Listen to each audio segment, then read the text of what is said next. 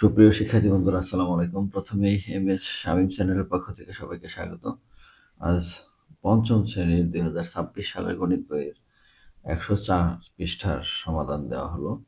এখানে 5 থেকে 14 পর্যন্ত ডাকের অঙ্ক আছে, অর্থাৎ শতকরা অধ্যায়ের যে শেষ অনুশীলনী অঙ্ক, সেই পৃষ্ঠার সমাধান দেওয়া হলো। আশা করি ভালো লাগবে।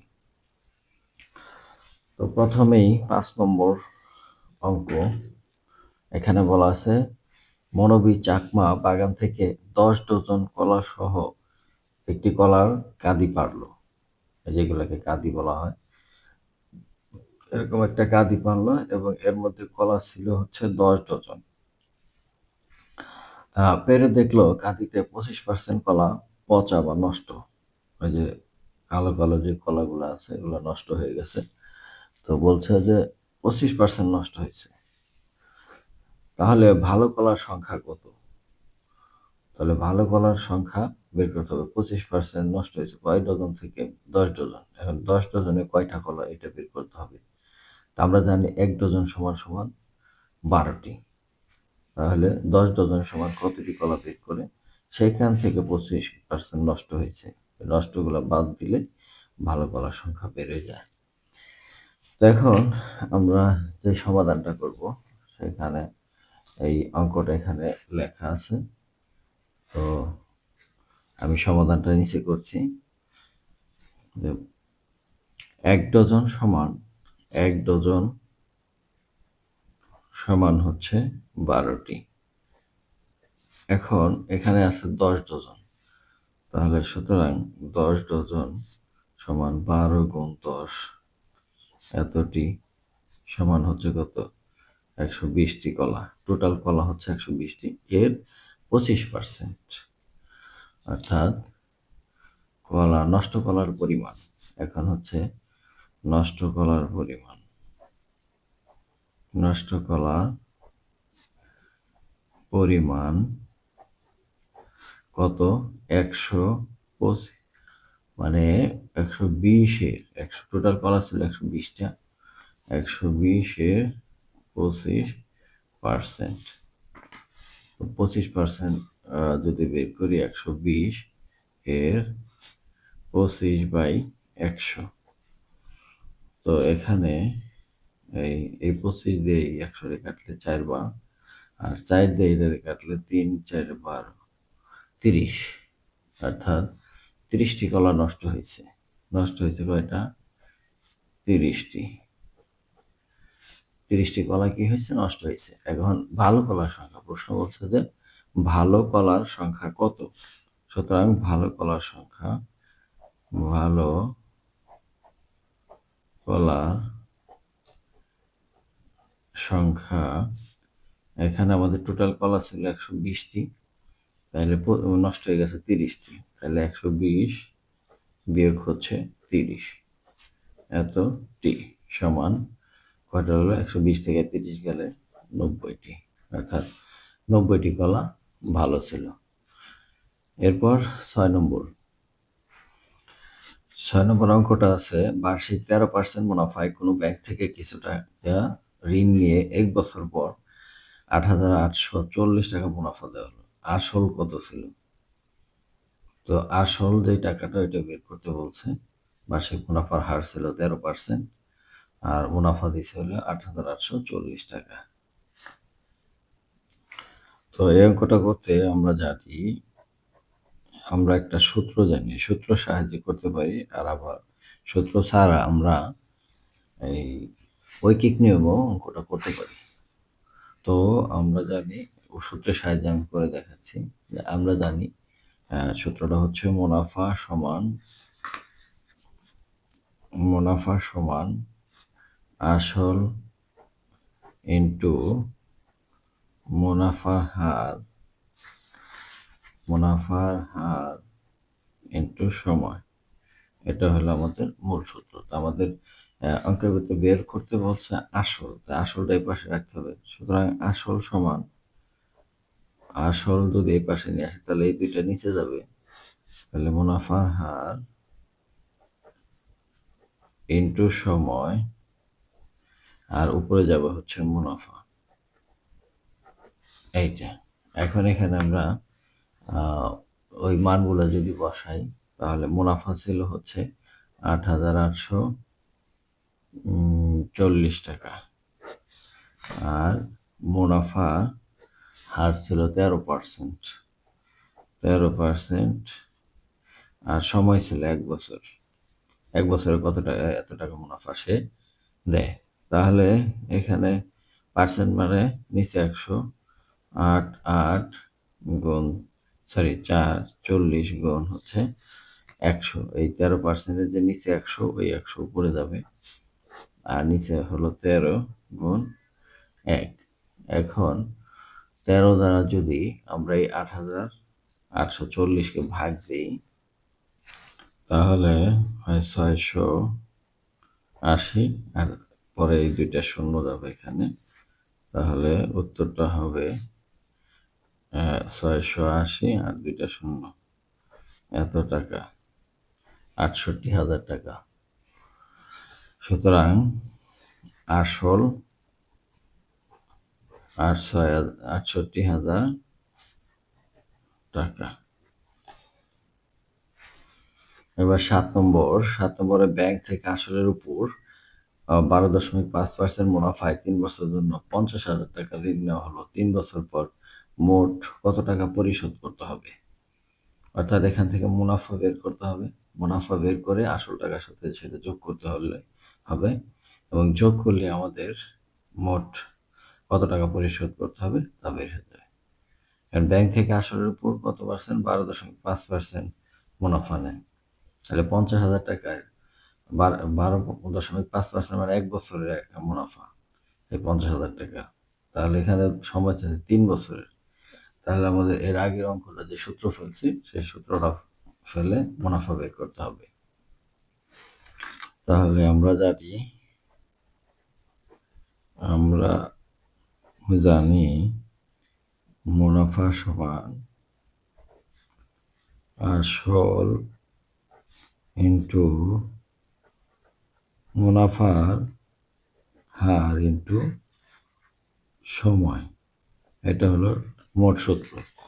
তাহলে এখানে আসল ছিল আমাদের 50,000 টাকা, একক, দশক, শতক, হাজার, 50,000। মুনাফার হার ছিল 12.5%, আর সময় ছিল 3 বছর। তো এটাকে আমরা ক্যালকুলেশন করলেই 50,000 গুণ হচ্ছে 12.5 ভাগ 100 গুণ 3। এখন এই দশমিকের উঠাই দিতে হবে। জাস্ট এখন ক্যালকুলেশন, যে যত সহজে পারো ক্যালকুলেশনটা করবে। এই দশমিক উঠাই দেওয়ার নিয়ম হচ্ছে দশমিকের জন্য 1, এই যে 100 তো আছেই, গুণ হচ্ছে দশমিকের জন্য 1, দশমিকের পরে 1 ঘরের জন্য একটা শূন্য, গুণ হচ্ছে 3। এখন আমরা এই শূন্য, এই শূন্য, এই শূন্য, এই শূন্য, এই শূন্য, এই শূন্য কাটলাম, কাটার পর এখন উপরের সবগুলা গুণ হবে। গুণ করে আমরা কত পাই? 18,750 টাকা। তাহলে মুনাফা হইল 18,750 টাকা। তাহলে 3 বছর পর মোট পরিশোধ করতে হবে, আসলের সাথে এটা যোগ হবে।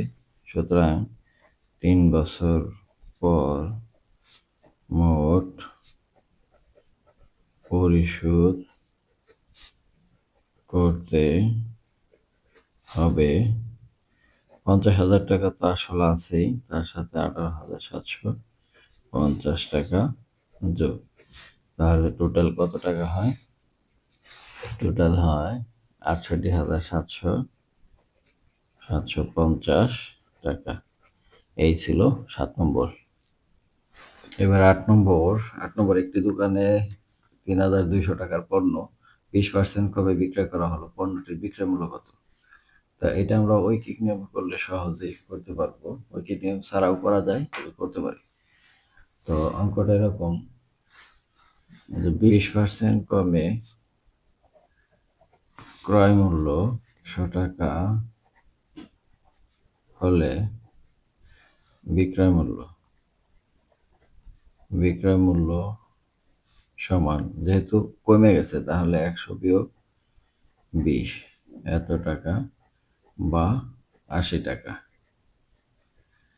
তারপর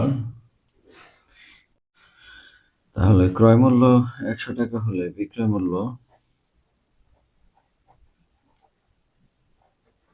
মূল্য কত টাকা? 80 টাকা। আর ক্রয় মূল্য 1 টাকা হলে বিক্রয় মূল্য 80 ভাগ 100 টাকা। আর ক্রয় মূল্য এখানে কত আসছিল? 3200 টাকা। 32 টাকা হলে বিক্রয় মূল্য 80 গুণ 3200 ভাগ হচ্ছে 100। এখানে এই শূন্য কাটলে 32 আর 80 যদি গুণ করি তাহলে 8 দুগুণে 16, 3 আটা 24, 25 আর এই একটা শূন্য, এত টাকা, অর্থাৎ 2560 টাকা বিক্রয় মূল্য।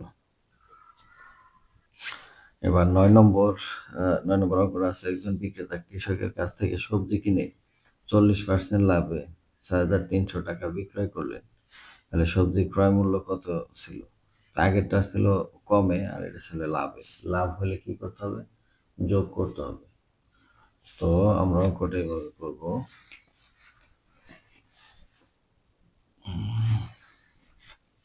40% লাভে 40% লাভে ক্রয় মূল্য 100 টাকা হলে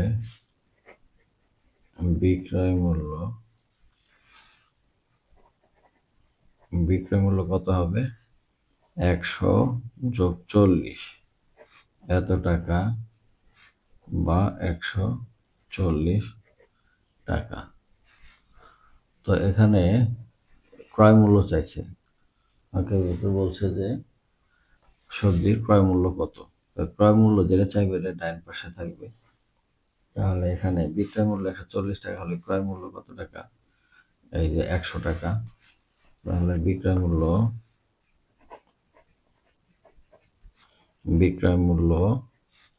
140 টাকা হলে ক্রয় মূল্য কত টাকা? 100 টাকা। ক্রয় মূল্য 100 টাকা। সুতরাং বিক্রয় মূল্য 1 টাকা হলে ক্রয় মূল্য 100 ভাগ 140 টাকা। সুতরাং বিক্রয়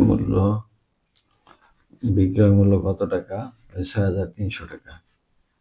6300 টাকা হলে ক্রয় মূল্য হচ্ছে 100 গুণ হচ্ছে 6300 ভাগ হচ্ছে 140। তো আমরা এই শূন্য কেটে দিলাম। 14 দ্বারা 6300 ভাগ করলে কত হয়? এটা ভাগ করলে হয় 450। আর এখানে একটা শূন্য রয়ে গেছে, তাহলে এটার উত্তর হবে 4500 টাকা। এই হচ্ছে বিক্রয় মূল্য। তাহলে বিক্রয় মূল্য 4500 টাকা। এবার 10 নম্বর বলছে 150 টাকার একটি জিনিস ক্রয় করে কত দামে বিক্রয় করলে 30% লাভ হবে? 150 টাকায় কিনে ক্রয় করে কত দামে বিক্রি করলে 30% লাভ হবে? তাহলে এখানে কত দামে বিক্রয় করলে বিক্রয় মূল্য বের করতে বলছে। বিক্রয় মূল্য যদি বের করি তাহলে আমাদের আগের নিয়মটা খেয়াল করতে হবে একটু। তাহলে অঙ্কটা আমরা 30% লাভে ক্রয় মূল্য 100 টাকা হলে বিক্রয় মূল্য 100 যোগ 30 সমান 130 টাকা। তাহলে ক্রয় মূল্য 100 টাকা হলে বিক্রয় মূল্য 130 টাকা। আর যেহেতু বিক্রয় মূল্য বের করতে বলছে তাহলে আমাদের বিক্রয় মূল্য ডান পাশে রাখতে হবে। ওই হিসাবে আমরা বিক্রয় মূল্যটা ডান পাশে রাখছি। আর ক্রয় মূল্য 1 টাকা হলে বিক্রয় মূল্য 130/100। আর ক্রয় মূল্য 150 টাকা হলে বিক্রয় মূল্য, তাহলে 130-এর সাথে 150 গেল। এবার 11 নম্বর প্রশ্ন। 11 নম্বর বলছে উপকূলীয় একটি উপজেলার জনসংখ্যা ছিল 76,350 জন। সমুদ্র উপকূলে পানির উচ্চতা বৃদ্ধির কারণে 4% মানুষ অন্যত্র চলে গেল। বর্তমানে ওই উপজেলার জনসংখ্যা কত? তাহলে প্রথমে উপকূলীয় একটি জেলার জনসংখ্যা টোটাল ছিল এতজন, তার 4% বের করতে হবে। টোটাল জনসংখ্যার 4% বের করতে হবে। বের করে টোটাল জনসংখ্যা থেকে এই 4% বের করে যা বের হবে তা বিয়োগ করলেই আমাদের কাঙ্ক্ষিত ফলাফল চলে আসবে। আবার আরেকটা নিয়ম আছে, আমরা যদি এই 4% অর্থাৎ 100 থেকে 4 জন গেছে, রয়েছে 96%, ওই 96% বের করলেও হয়ে যাবে। তো আমরা সহজ পদ্ধতি আমার মনে হয় ওইটাই, যে 4% বের করে ওটা থেকে বিয়োগ দেওয়া। তো আমরা অঙ্কটা এইভাবে করব। তাহলে আমাদের বের করতে হবে 4%, টোটাল জনসংখ্যার 4% অন্যত্র চলে গেছে। তাহলে অন্যত্র চলে গেছে, অন্যত্র চলে গেছে কয়জন? টোটাল জনসংখ্যা 76,350, এর 4%। তো এর 4% যদি বের করি, 76,350 এর 4/100। তো এটা ক্যালকুলেশন করলে এটা দিয়ে এটা ভাগ করে 4 দ্বারা গুণ দিলে আমাদের ফলাফল আসে হচ্ছে, তাহলে এটা বের হলো 3054 জন।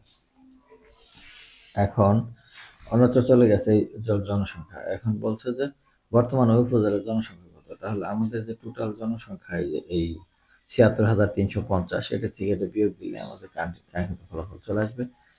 তাহলে বর্তমানে ওই উপজেলার জনসংখ্যা, বর্তমানে ওই উপজেলার জনসংখ্যা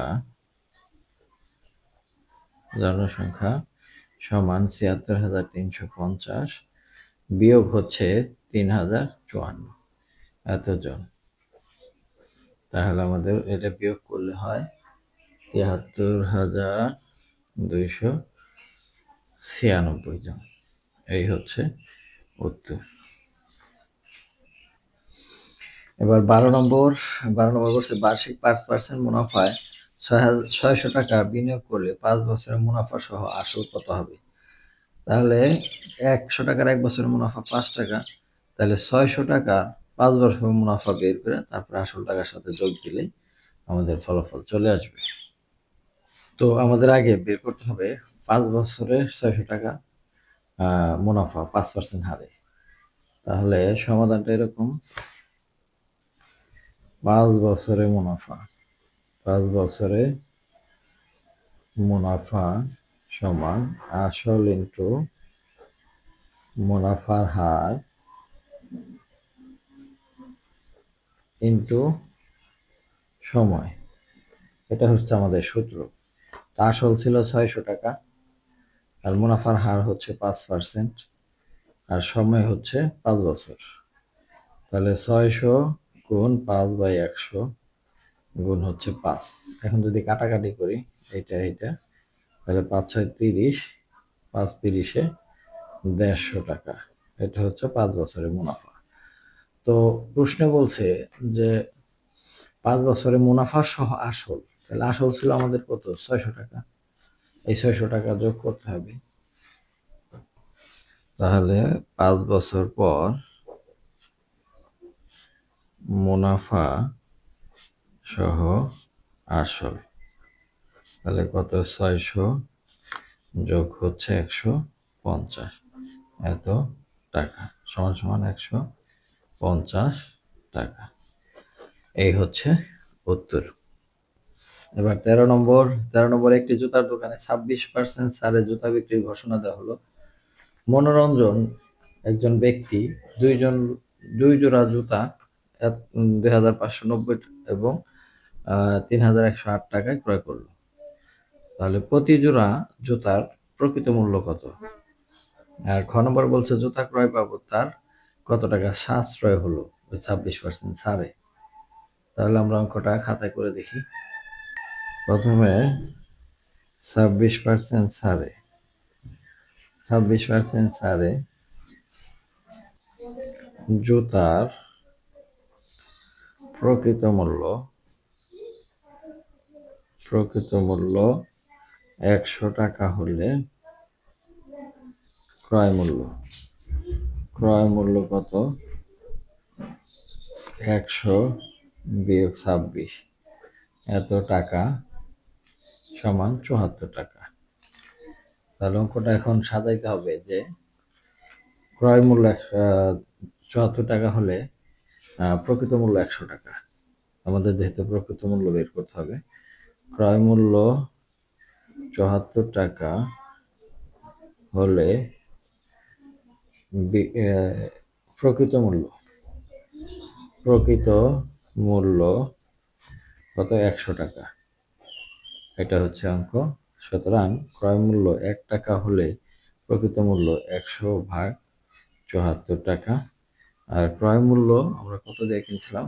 যেটা প্রথম জোড়া 2590 টাকা। তাহলে 2590 টাকা হলে প্রকৃত মূল্য 100 গুণ 2590 ভাগ হচ্ছে 74। 74 দিয়ে এটা কাটলে 35, 100 গুণ করলে 3500 টাকা। এটা হলো প্রথম জোড়ার ক্ষেত্রে। এরকম ভাবে দ্বিতীয় জোড়া বের করব। দ্বিতীয় জোড়ার ক্ষেত্রে ক্রয় মূল্য 74 টাকা হলে প্রকৃত মূল্য হচ্ছে 100 টাকা। ক্রয় মূল্য 1 টাকা হলে প্রকৃত মূল্য 100 ভাগ 74 কম হবে। আর ক্রয় মূল্য 3108 টাকা হলে বেশি হবে, অর্থাৎ এটা উপরে যাবে। 74 দ্বারা 3108 ভাগ করলে 42, 42 দ্বারা 100 গুণ করলে 4200 টাকা। তো প্রথমটার ক্ষেত্রে আমরা পেয়েছিলাম 3500 টাকা এবং দ্বিতীয়টার ক্ষেত্রে পেলাম 4200 টাকা। এ হলো ক নম্বর। এবার খ নম্বরে জুতা ক্রয় বাবদ তার কত টাকা সাশ্রয় হয়েছে। তাহলে প্রথমে যে টাকাটা কিনছে ওই টাকা যোগ করতে হবে, তারপর বর্তমানে যে টাকা ওই টাকা যোগ করে দুইটা বিয়োগ করলেই কাঙ্ক্ষিত ফলাফল চলে আসবে। এখন এই দুইটা যোগ করলে হয় 5698 টাকা। 5698 টাকা। এখন এই দুইটা যোগ করলে 0 0 5 2 7 4 3 7, এই 7700 টাকা হচ্ছে প্রকৃত মূল্য। এখন সাশ্রয় হয়েছে কত টাকা? এটা থেকে বিয়োগ দিলে সাশ্রয়ী টাকাটা বের হয়ে যায়। সুতরাং সাশ্রয়ী হয়েছে 7700 বিয়োগ হচ্ছে 5698, এত টাকা। দুইটা বিয়োগ দিলে 2002 টাকা। এই টাকাটা তার সাশ্রয়ী হয়েছে। এবার 14 নম্বর অঙ্ক। মতিন সাহেবের মাসিক আয় 51,55,500 টাকা এবং তার মধ্যে থেকে তিনি 13,875 টাকা বাড়ি ভাড়া বাবদ ব্যয় করেন। কবির সাহেবের মাসিক আয় 48,000 টাকা, তিনি বাড়ি ভাড়া বাবদ 14,400 টাকা ব্যয় করেন। তো এখন প্রশ্ন হচ্ছে ক নম্বরে যে তাদের প্রত্যেকের আয়ের উপর বাড়ি ভাড়া বাবদ ব্যয় শতকরায় প্রকাশ করি। আর দুইজনের মধ্যে কে বাড়ি ভাড়া বাবদ শতকরা হারে বেশি টাকা ব্যয় করেন তা নির্ণয় করতে হবে। মতিন সাহেব 55,500 টাকায় বাড়ি ভাড়া দেন কত টাকা? 13,875 টাকা। 13,875 টাকা। সুতরাং 1 টাকায় বাড়ি ভাড়া দেন কম, তাহলে 13,875 ভাগ হচ্ছে 55,500 টাকা। সুতরাং 100 টাকায় মানে শতকরা কত বাড়ি ভাড়া দেন? 13,875 গুণ হচ্ছে 100 ভাগ 55,500। তো এটা কাটাকাটি করলে হয় 25 টাকা। 25 টাকা। এই শূন্য কাটা, এই শূন্য কাটা, তো এইটা কাটলে 25। আবার কবির সাহেবের ক্ষেত্রে কবির সাহেবের মাসিক বেতন হচ্ছে 48,000 টাকা। এত টাকা থেকে বাড়ি ভাড়া দেন কত টাকা? 14,400 টাকা। এত টাকা। সুতরাং 1 টাকায় বাড়ি ভাড়া দেন 14,400 ভাগ হচ্ছে 48,000, এত টাকা। সুতরাং 100 টাকায় বাড়ি ভাড়া দেন 14,400 গুণ হচ্ছে 100 ভাগ হচ্ছে 48,000। আমরা শূন্য কেটে দিই, শূন্য কাটি, শূন্য কাটি দিলাম। এখন 48 যেটা ভাগ দিলে হয় 30 সমান সমান 30 টাকা, সমান সমান হচ্ছে 30 টাকা। তাহলে মতিন সাহেব ব্যয় করেন 25%, আর কবির সাহেব ব্যয় করেন 30%। তাহলে কবির সাহেব বেশি ব্যয় করেন। খ নম্বর প্রশ্ন হচ্ছে যে কে বেশি ব্যয় করেন শতকরা হারে। তাহলে মতিন সাহেব 25% ব্যয় করেন, আর কবির সাহেব ব্যয় করেন 30%। তাহলে এখানে 30 ইজ গ্রেটার দেন 25, তাহলে 25টা বড়, 30টা ছোট। তাহলে কবির সাহেব বাড়ি বাবদ শতকরা হারে বেশি টাকা ব্যয় করেন। তাহলে কবির সাহেব বাড়ি ভাড়া বাবদ শতকরা হারে বেশি টাকা ব্যয় করেন। এটাই ছিল উত্তর।